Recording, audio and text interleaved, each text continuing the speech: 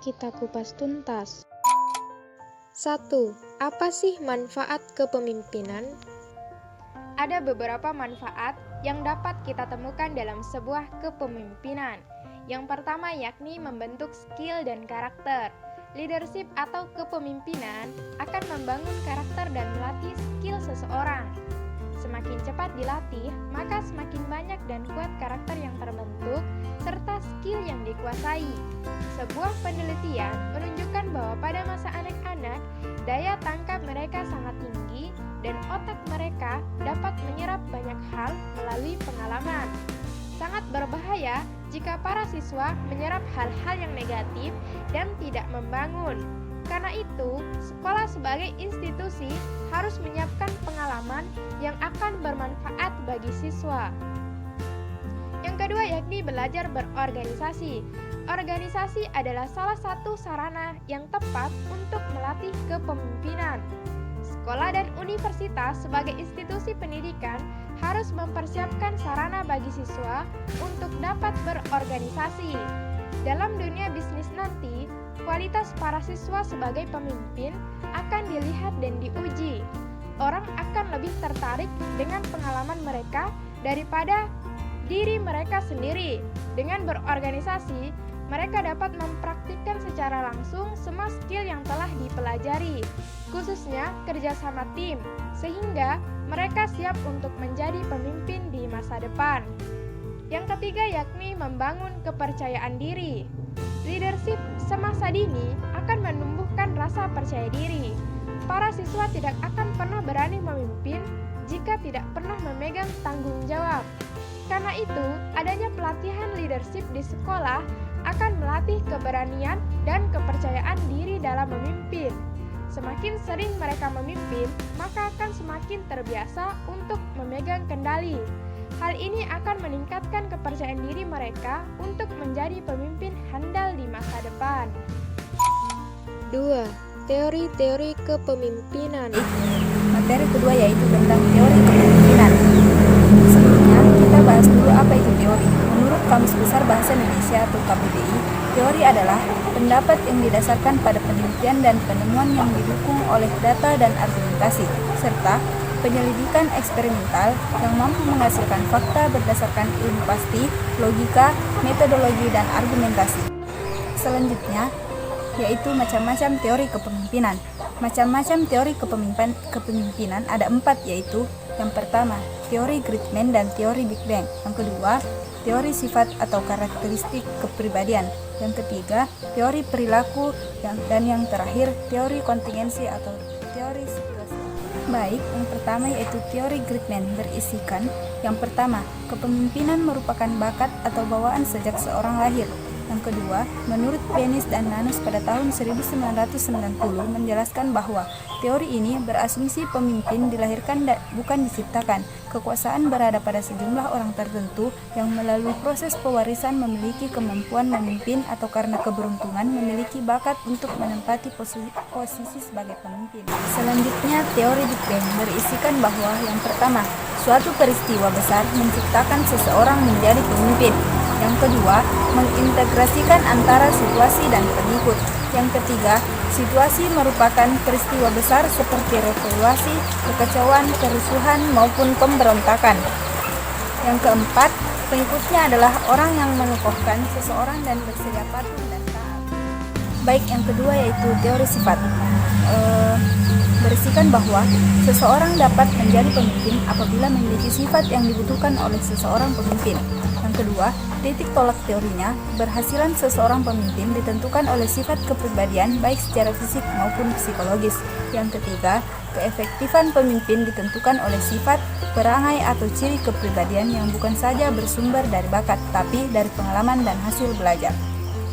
Baik, teori yang ketiga yaitu teori perilaku, berisikan bahwa yang pertama, keberhasilan seseorang pemimpin sangat tergantung pada perilakunya dalam melaksanakan fungsi-fungsi kepemimpinan. Yang kedua, gaya atau perilaku kepemimpinan tampak dari cara melakukan pengambilan keputusan, cara memerintah atau instruksi, cara memberikan tugas, cara berkomunikasi, cara mendorong semangat bawahan, cara membimbing dan mengarahkan. Baik, teori yang terakhir yaitu teori kontingensi.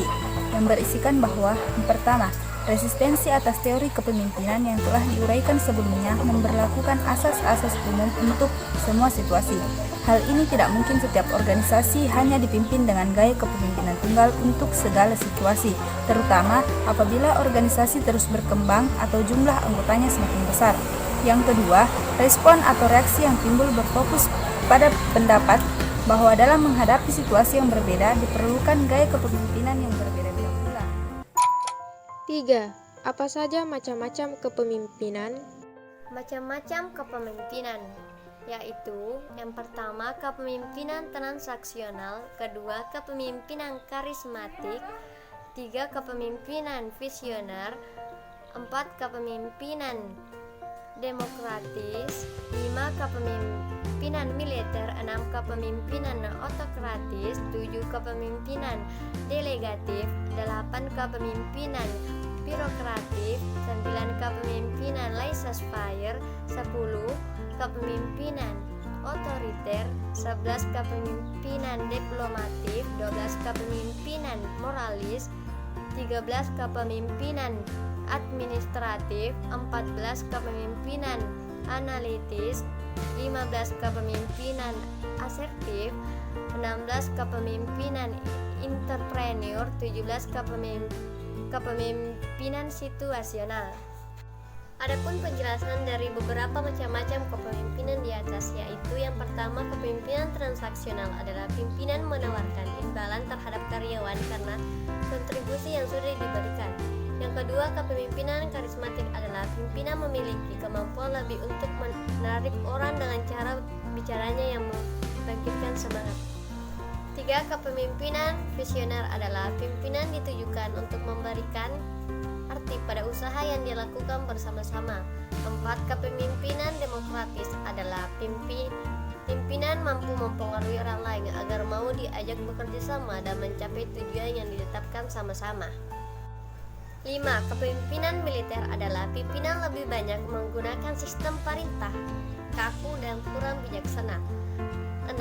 Kepemimpinan autokratis adalah pimpinan secara pihak menentukan segalanya tentang rencana dan apa yang mau dilakukan.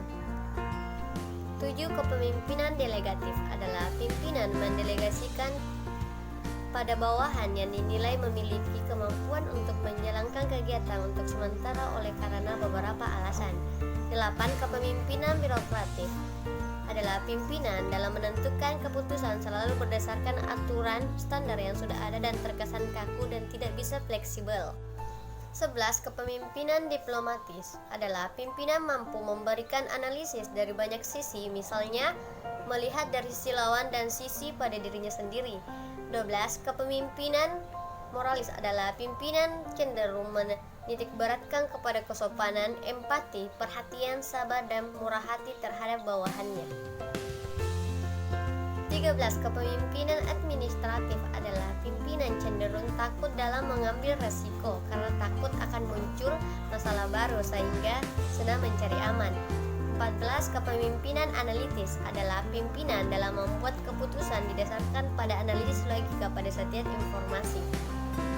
15. Kepemimpinan asertif adalah pimpinan lebih suka terbuka terhadap adanya kritik dan konflik. 16. Kepemimpinan entrepreneur adalah gaya kepemimpinan ini menaruh perhatian pada kekuasaan dan hasil akhir yang mengutamakan kebutuhan dan kerjasama. 17. Kepemimpinan situasional adalah pimpinan bergantung pada tingkat kesepian para pengikutnya dan bisa berubah-ubah.